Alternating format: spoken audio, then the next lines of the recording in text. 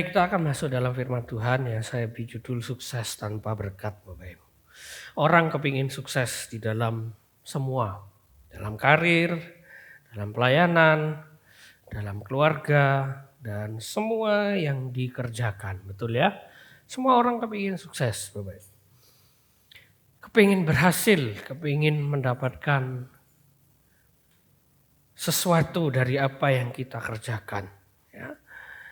Tapi sukses tanpa berkat itu adalah kesia-siaan, Bapak Ibu. Sia-sia yang kita akan belajar dari firman Tuhan. Nanti kita akan baca ya beberapa pelajaran yang bisa kita ambil. Nah, Bapak Ibu Saudara, sejarah mencatat bahwa ada seorang yang bernama Thomas Alva Edison. Dia 10 kali percobaan, tapi bisa berhasil. 10.000 kali dia coba. Saya berhasil. Orang sekarang mungkin tidak sampai segitunya. 3 kali coba gagal terus. Udah bayar orang lain aja yang ngerjakan. Coba masak, wah kok enggak enak. Udah beli aja gitu ya. Lebih gampang. Lalu Alkitab juga mencatat, ya, ada seorang bernama Salomo. Hartanya melimpah. Banyak uangnya. Punya kebijaksanaan. Istri banyak. Sukses Bapak Ibu? Sukses. Ya. Sukses. Apalagi kalau dari agama seberang. Wah sukses. Ini 4, dia 1000 Bapak Ibu. Lebih dari sukses. Gitu ya. Kerajaannya sangat megah. Dikenal orang di mana-mana. Sukses besar di mata manusia. Sukses besar. Tapi di hadapan Tuhan dia jauh dari kata sukses. Buktinya dia menyesal. Sebelum akhir hidupnya dia menyesal, dia tulis semua penyesalannya. Di dalam kitab pengkhotbah dia tulis semuanya. Bahwa semua yang pernah aku capai, banyak harta, banyak istri, semuanya sia-sia. Sia-sia semuanya. Nah, tidak semua keberhasilan itu berakhir dengan berkat.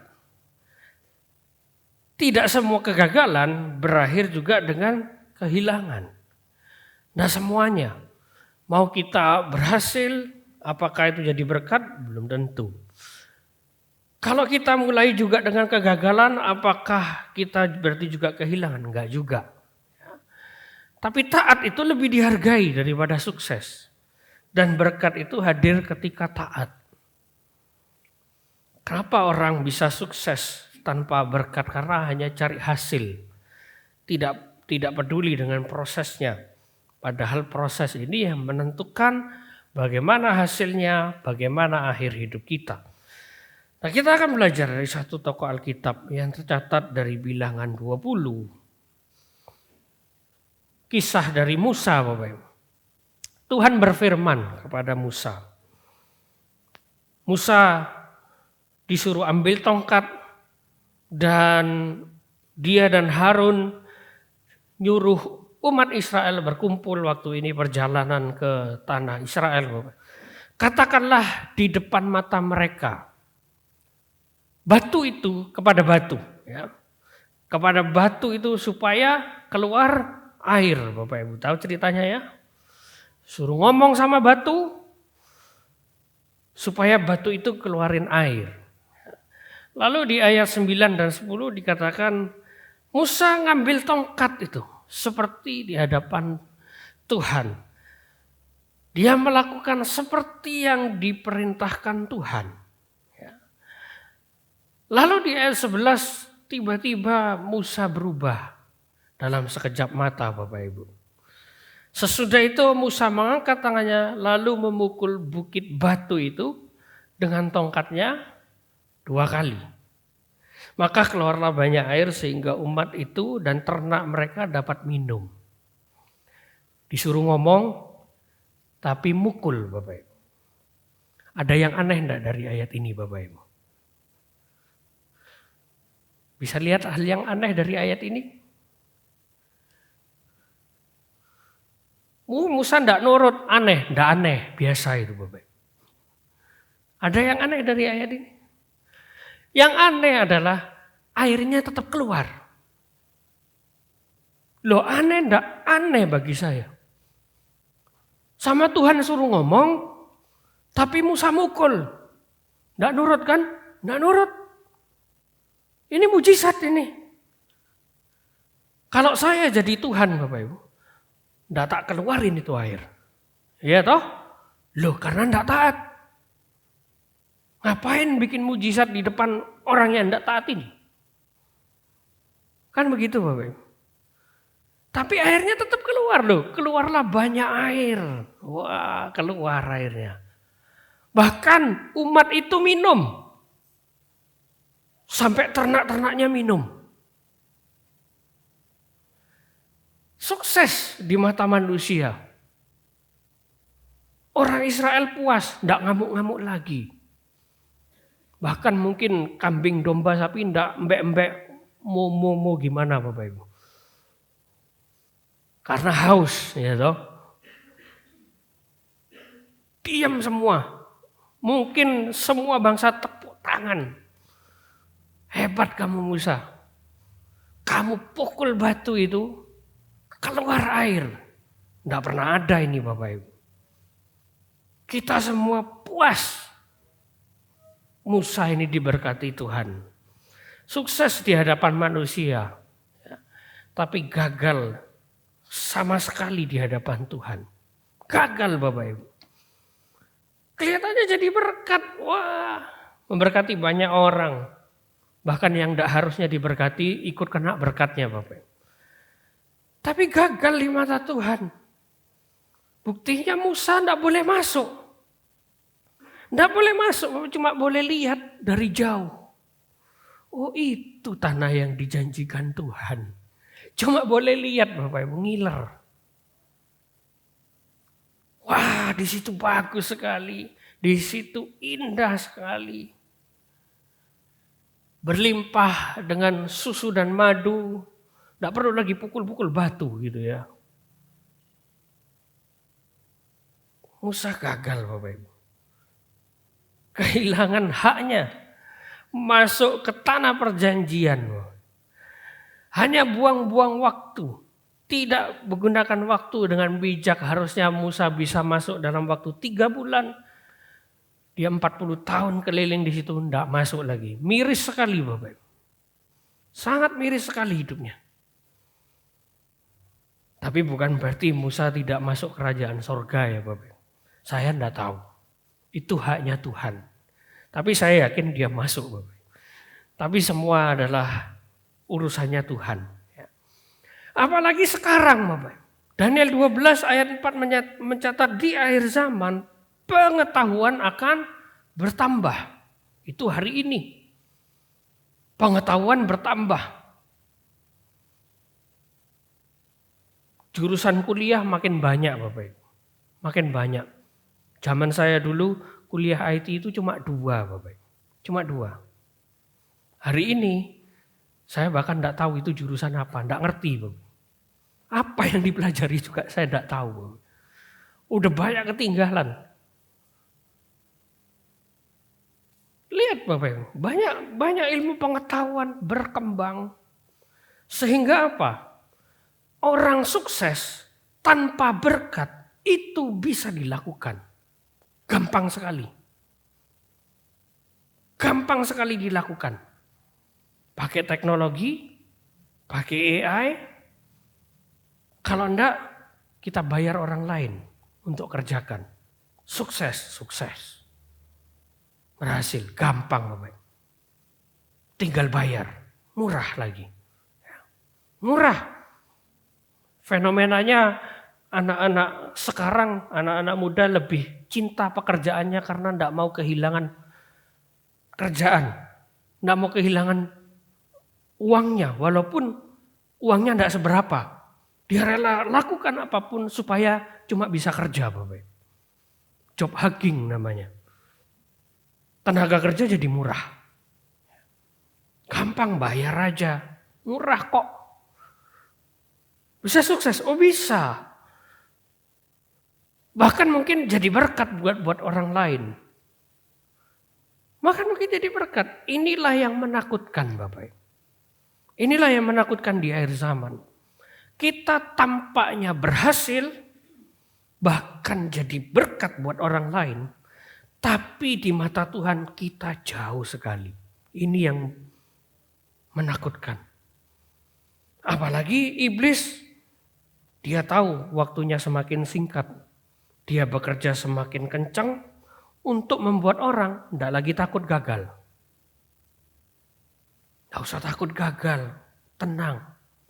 Kalau gagal, tidak usah malu, gampang. Bahkan iblis buat kita tidak takut berdosa di mata Tuhan. Terus apa sih yang tidak kepingin sukses? Semua kepingin. Bapak di surga kepingin anak-anaknya itu sukses. Tidak ada yang mau kita gagal Bapak. Kecuali orang yang tidak suka sama kita. Kecuali yang tokonya saingan sama kita. Dia kepingin kita gagal. Disantet lah, disiram tanah kuburan lah, dan lain sebagainya. Tapi Bapak di surga tidak kepingin anaknya di dunia pun gagal, tidak mau. Bapak di surga itu bukan Bapak yang seperti itu. Tidak akan. Orang tua di bumi juga tidak mungkin mau anaknya gagal. Semua orang tua di bumi kepingin anaknya berhasil Bapak. Kepingin. Kalau bisa anaknya sekolahnya lebih tinggi daripada orang tuanya. Apalagi Bapak di surga. Pasti kepingin berhasil. Tapi Bapak Ibu Saudara, Bapak di surga itu rindu kita meraih keberhasilan dengan integritas. Tanpa kehilangan nilai dan kebenaran. Bukan hanya sukses saja. Sukses oke. Berhasil oke. Siapa yang tidak kepingin Bapak? Apalagi jadi berkat. Semua orang kepingin. Tapi kalau kita kehilangan integritas, kehilangan yang namanya ketaatan kita di hadapan Tuhan, kehilangan nilai-nilai yang Tuhan tanamkan kepada kita, kehilangan nilai-nilai kebenaran itu, Bapak di surga juga tidak senang Bapak Ibu. Saya yakin dia sedih. Wah, kelihatannya sukses di mata manusia. Kelihatannya berhasil, wah jadi berkat, orang jadi memuji Tuhan. Kayak Robin Hood Bapak Ibu. Curi duit buat berkati orang. Orang mungkin, wah ini orang baik ini. Terpujilah Tuhan. Orang lain memuji Tuhan Bapak Ibu.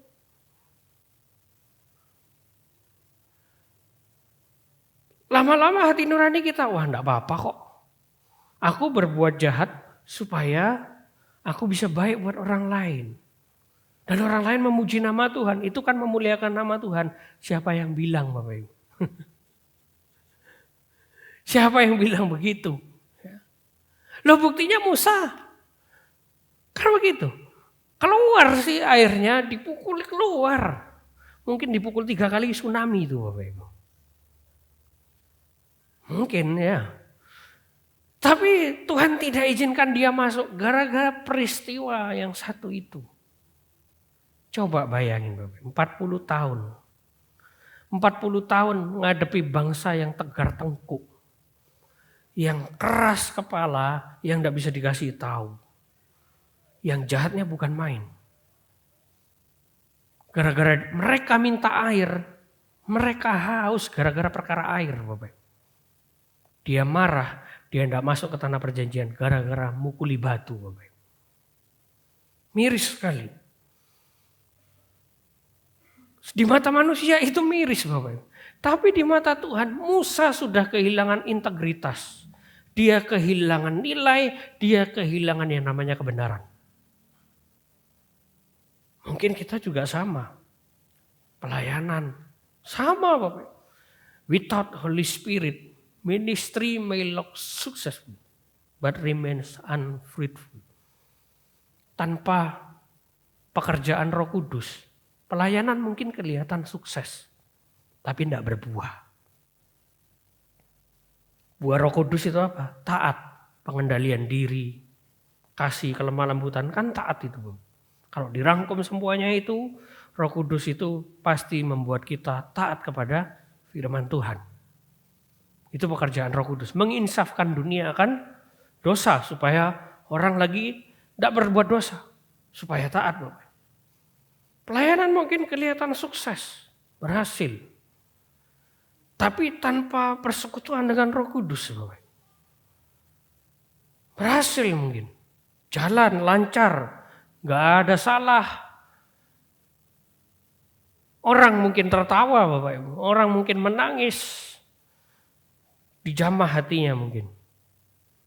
Tapi buahnya gak ada. Buahnya gak ada. Loh kenapa? Karena gak ada pekerjaan Roh Kudus di situ. Gak ada Bapak Ibu. Salah satu bukti nyata Bapak Ibu. Saya punya seorang teman di salah satu kota besar. Dia pemasok AC Bapak Ibu. Untuk gedung. Dia masuk di gereja-gereja besar Bapak Ibu. Dia banyak cerita sama saya. Saya pernah cerita tentang ini kan. Dia disuruh sama pendetanya. Pokoknya kalau firman Tuhan, AC itu harus freeze, beku. Dingin sekali Bapak. Lalu dia tanya sama saya, di gerejamu enggak gitu? Enggak, ongkap dia bilang. Panas. Apalagi kalau sore Bapak. Wah, sudah kalau sore panas Bapak. Kamu tahu enggak kenapa? Enggak tahu. Enggak tahu. Lalu diatur Bapak Ibu. Udara keluar, udara masuk itu diatur di gedung yang besar itu. Saya tidak tahu kenapa. Kapan udara harus dikeluarkan, kapan udara yang baru itu harus masuk, itu diatur semua. Sesuai lagunya. Tidak tahu saya gimana. Mungkin kalau lagu cepat udaranya dibekuin, tidak boleh keluar. Mungkin gitu ya. Saya tidak ngerti Bapak Ibu. Saya tidak ngerti. Ya. Lalu saya punya teman lain yang kerjaannya itu jadi pemain musik keliling Bapak. Jadi setiap hari Minggu dia keliling di 5 gereja itu keliling dia. Untuk pelayanan musik Bapak Ibu. Karena sedikit cari pemain musik yang jadi permintaannya itu perfect Bapak Ibu. Perfect, sempurna, musik itu harus keren, tidak boleh ada salahnya. Ya. Salah dikit mungkin pendetanya bisa ngelirik Bapak Ibu. Tidak boleh. Jadi dia ini dipanggil. Teman saya ini keliling terus. Terus saya tanya, dapat berapa tiap minggu? Wah banyak pokoknya. Tapi bukan itu. Bukan itu yang penting. Terus saya tanya, memangnya kenapa kok harus kamu? Sebenarnya bukan saya. Satu tim dipanggil.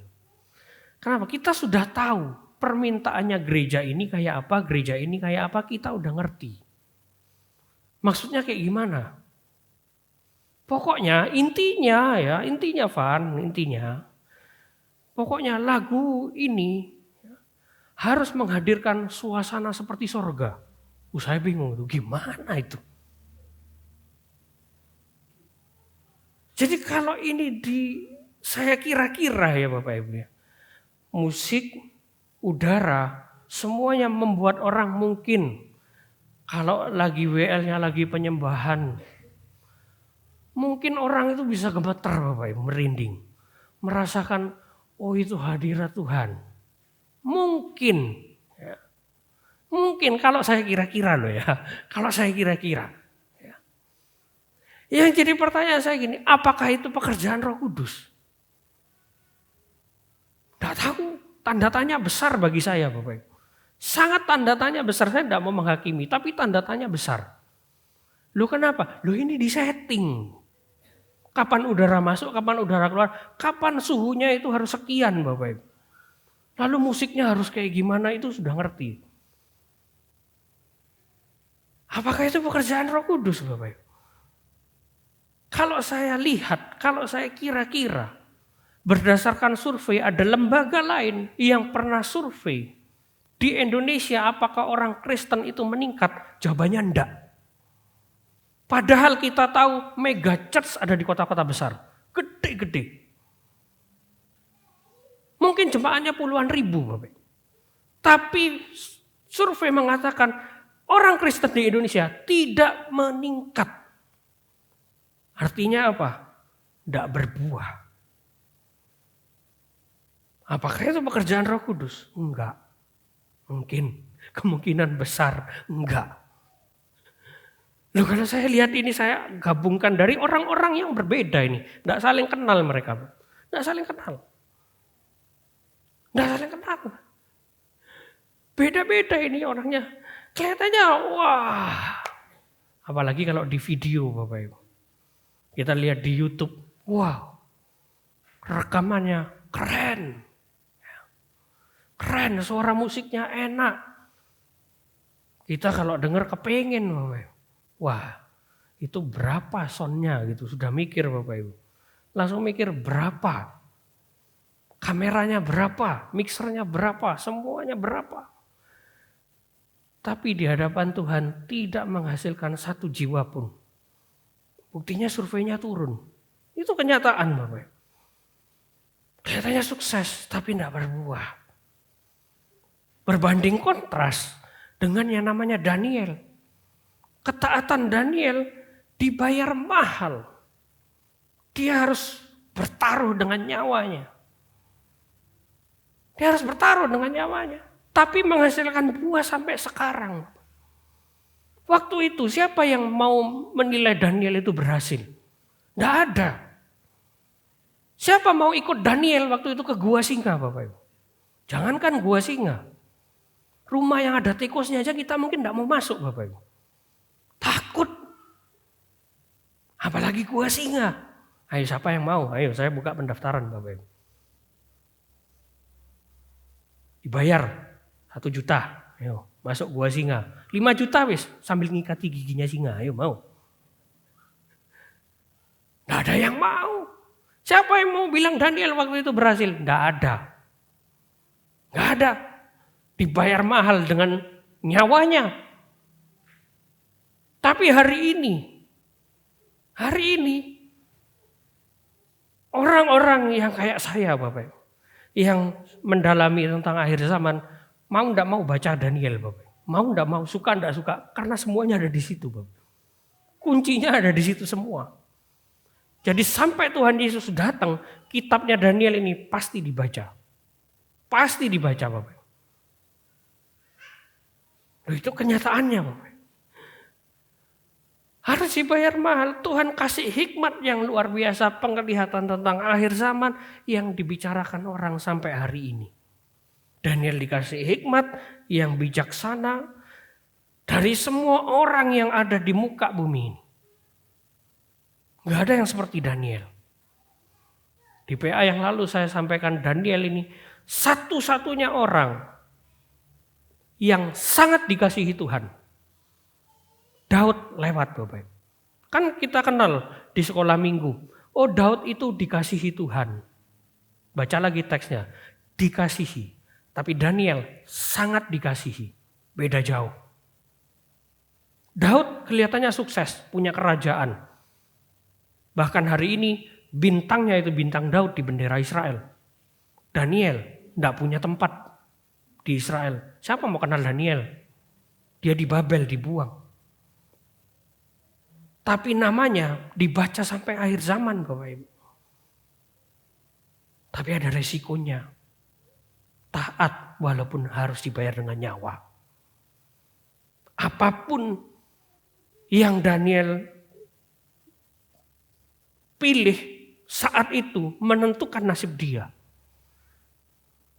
Dia mau masuk ke Gua Singa atau dia mau menyembah Nebukadnezar.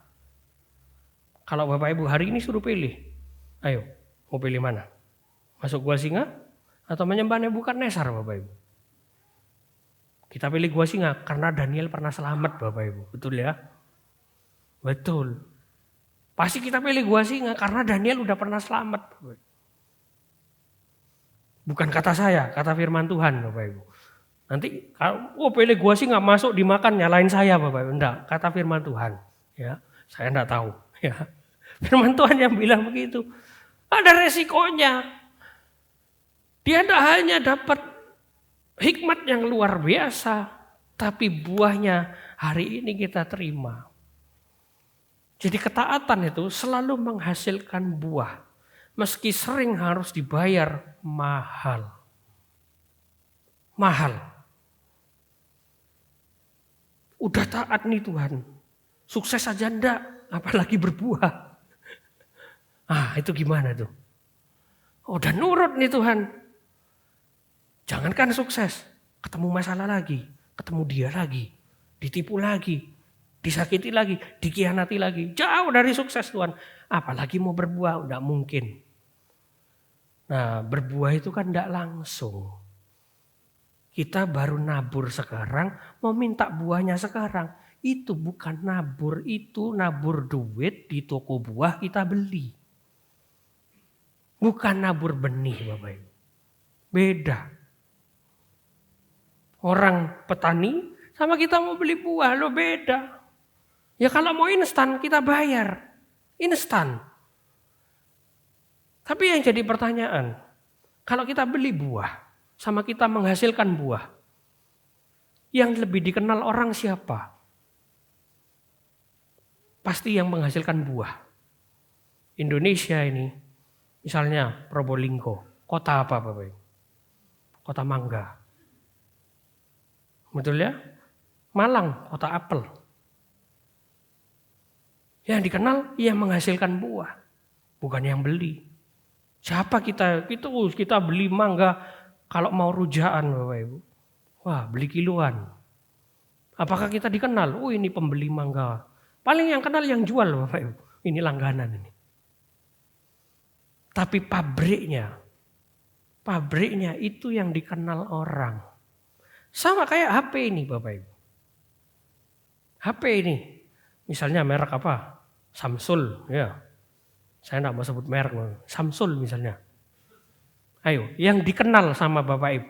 Kalau HP-nya itu berfungsi dengan baik, bisa menolong kita.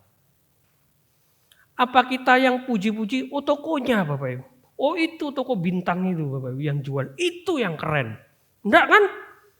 Enggak mungkin. Pasti yang kita puji siapa? Pabriknya. Sehingga kalau HP kita rusak, kita akan cari merek itu yang bagus. Enggak mau pindah ke lain merek. Bukan tokonya mah bisa banyak. Tergantung harga kan.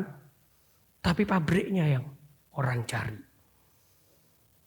Makanya sabar. Berbuah itu sabar. Gak bisa instan. Tapi banyak orang gak sabar Bapak. Banyak orang gak sabar hari ini. Kenapa? Ini akhir zaman Bapak. Atau memang kita udah taat, gak sukses-sukses. Tapi itu memang kehendak Tuhan terjadi. Memang kehendak Tuhan. Tapi Bapak Ibu, satu hal yang saya percaya, kalau kita udah taat, kita tidak berhasil, bahkan tidak berbuah. Sabar. Mungkin itu kehendak Tuhan. Ada waktunya mungkin. Mungkin. Seperti siapa? Abraham. Tuhan janji sama Abraham. Anakmu seperti bintang di langit, seperti pasir di laut. Kamu harus taat sama Tuhan. Sampai mati, anaknya cuma satu Bapak Ibu. Loh Abraham tuh sampai mati anaknya cuma satu loh. Cuma satu. Nah kalau saya jadi Abraham, 5 menit sebelum saya mati, saya akan menghujat Tuhan Bapak Ibu. Mana katanya bintang di langit seperti pasir di laut? Kan begitu. Lah cuma satu. Satunya Ismail tidak tahu kemana lagi. Sampai mati pun Abraham tidak tahu. Kalau hari-hari ini kita juga keturunan Abraham. Galatia. Surat Galatia tulis kita juga keturunan Abraham. Jadi berbuah itu sabar. Kalau kita tidak sabar, tidak bisa berbuah. Bapak Ibu kalau nanam sesuatu, pasti sabar kan. Nunggu kan. Nunggu.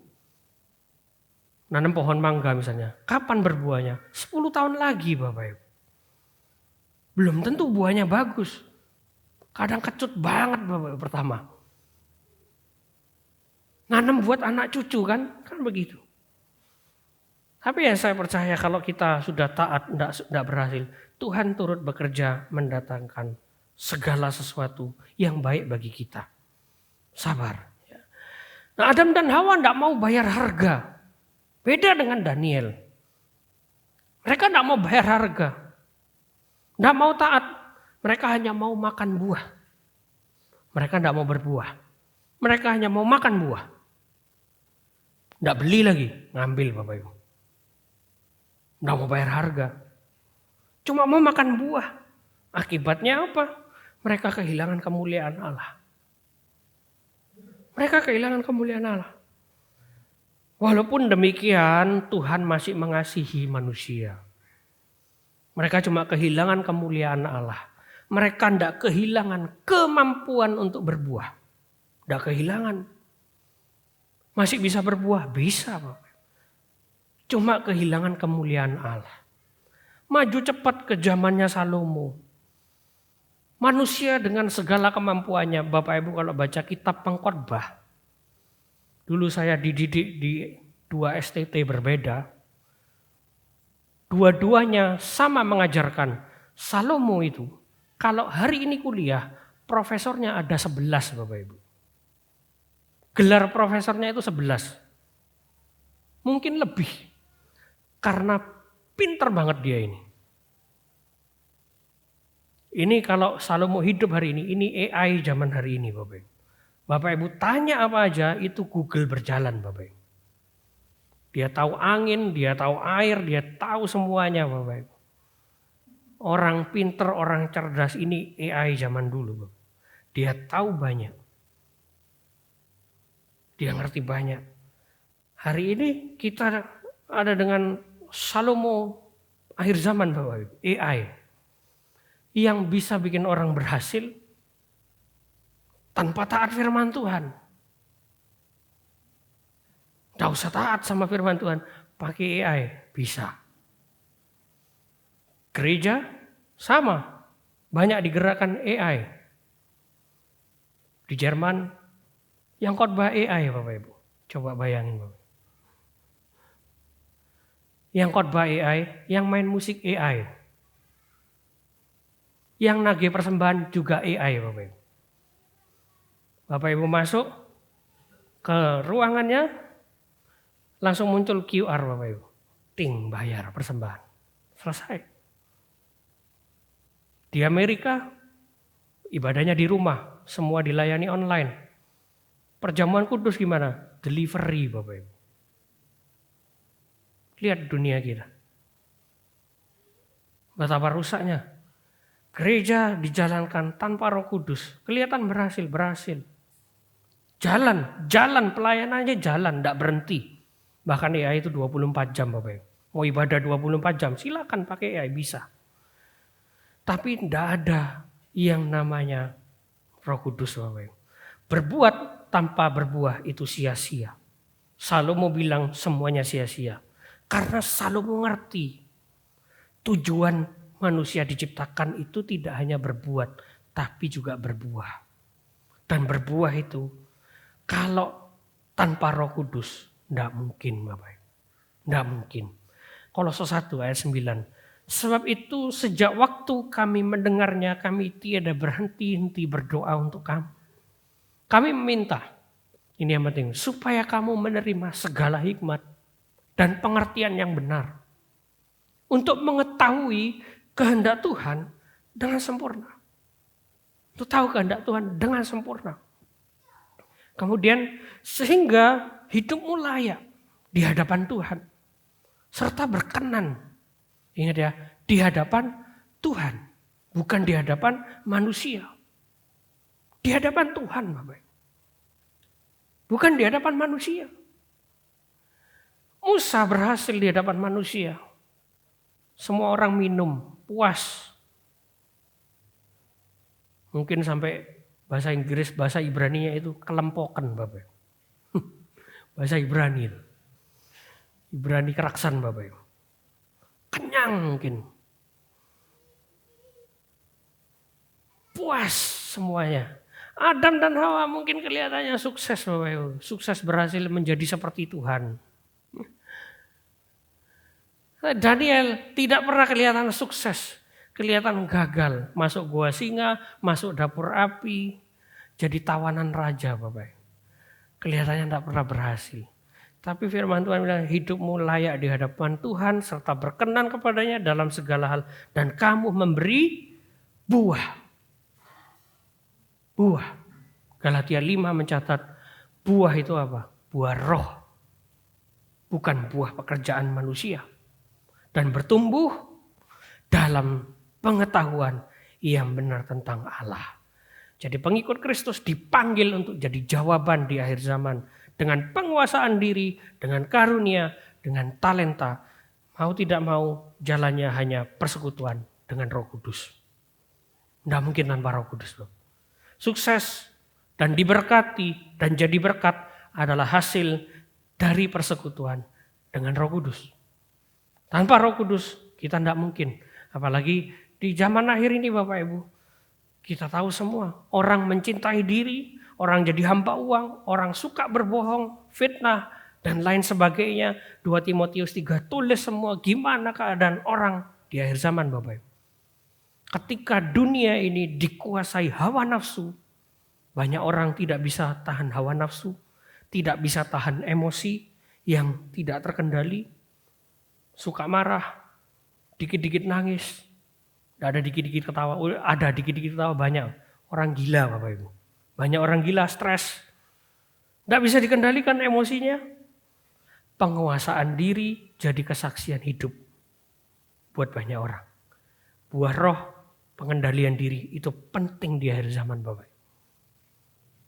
Ingat buah roh yang paling penting di akhir zaman itu adalah pengendalian diri. Karena banyak orang tidak bisa mengendalikan diri di akhir zaman.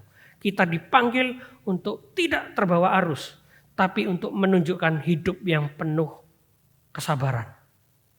Tidak tahan hawa nafsu. Supaya kita jadi terang bagi banyak orang. Mampu menahan diri. Udah tahu tidak bisa nahan diri, jangan ikut Bapak Ibu. Ayo makan-makan, udah tahu Bapak Ibu, tidak bisa nahan. Kalau namanya bak, nah jangan ikut Bapak. Susah kan nahan, susah Bapak. Lalu apa lagi? Minta karunia hikmat, pengajaran, dan yang paling penting karunia roh itu untuk membedakan roh di akhir zaman. Karena makin banyak penyesatan, makin banyak serigala berbulu domba, malaikat gelap yang menyamar jadi malaikat terang, kita perlu karunia untuk membedakan roh, untuk tahu ini penyesat atau bukan. Ini menguatkan iman atau enggak. Atau ini hanya kelihatan di mata bagus, tapi sebenarnya menjauhkan kita dari Tuhan Bapak. Kita butuh karunia itu. Bukan untuk membanggakan diri. Bukan. Tapi untuk membangun tubuh Kristus, menolong orang. Talenta, membaca, menulis, ngomong di depan orang, bermain musik, dan lain sebagainya. Itu penting di akhir zaman. Kenapa? Dunianya seperti itu. Lihat musik keren, orang itu pasti datang Bapak. Tidak akan dilirik musik yang biasa-biasa saja. Suara orang nyanyi, cari orang yang suaranya bagus kan. Tidak mungkin orang falas didengar Bapak. Oh ada di TikTok orang suaranya enggak bagus sama sekali. Viral Bapak. Iya. Orang itu bukan mau dengerin suaranya, mau ketawa Bapak. Kan bukan itu Bapak. Itu talenta untuk bikin orang ketawa. Jadi di tengah dunia yang hanya mencintai kesenangan dan hiburan, kita bisa pakai talenta kita untuk jadi terang. Menginspirasi, jadi terang, menyentuh hati, membawa orang kembali kepada Tuhan lewat karya yang relevan dengan Alkitab berlandaskan kebenaran. Ayat terakhir, Efesus 2 ayat 10. Karena kita ini buatan Allah, diciptakan dalam Kristus Yesus untuk melakukan pekerjaan baik yang disiapkan Allah sebelumnya. Yang disiapkan Allah di mana? Di firman Tuhan. Dia mau supaya kita hidup di dalamnya. It is good to be success and blessed. Bagus kita berhasil dan sukses. Tapi akan jauh lebih baik kalau kita jadi berkat, berbuah Bapak. Tidak cukup hanya sukses diberkati, lanjut jadi berkat untuk kemuliaan Tuhan. Ingat ilustrasi HP tadi, yang dikenal bukan pemakainya, bukan yang jual, tapi pabriknya. Ayat tadi bilang kita itu buatan siapa? Buatan Allah. Apa yang kita hasilkan untuk siapa pabriknya? Yesus Kristus, bukan untuk kita, tapi untuk Tuhan Bapak.